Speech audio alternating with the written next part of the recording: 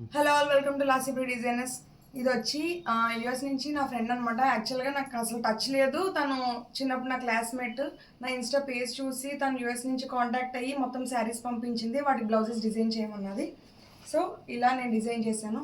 Pure పట్టు fabric తీసుకొని మల్టీపర్పస్లో కావాలన్నారు. అంటే సిల్వర్ దాని మీదకి, గోల్డ్ దాని మీదకి వేసుకునేలాగా ఇలా మల్టీపర్పస్లో ఇలా బ్లౌజ్ డిజైన్ చేసాం. సింపుల్గా కావాలన్నారు అన్ని బ్లౌజెస్ కూడా.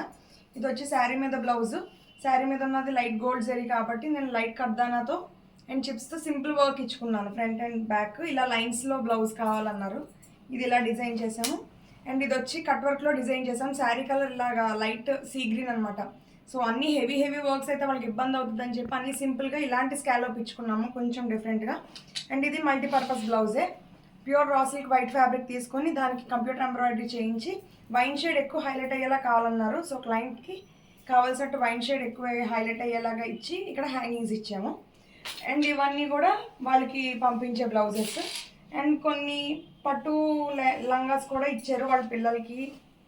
సో వాటికి తగ్గట్టు సెట్స్ కూడా మేము ప్రిపేర్ చేసాము. ఎందుకంటే దానికి బ్లౌజెస్ అవి లేవని బ్లౌజెస్ కూడా మళ్ళీ ఫ్యాబ్రిక్స్ తీసుకొని బ్లౌజెస్ అవి స్టిచ్ చేయించి పంపిస్తున్నాను అనమాట.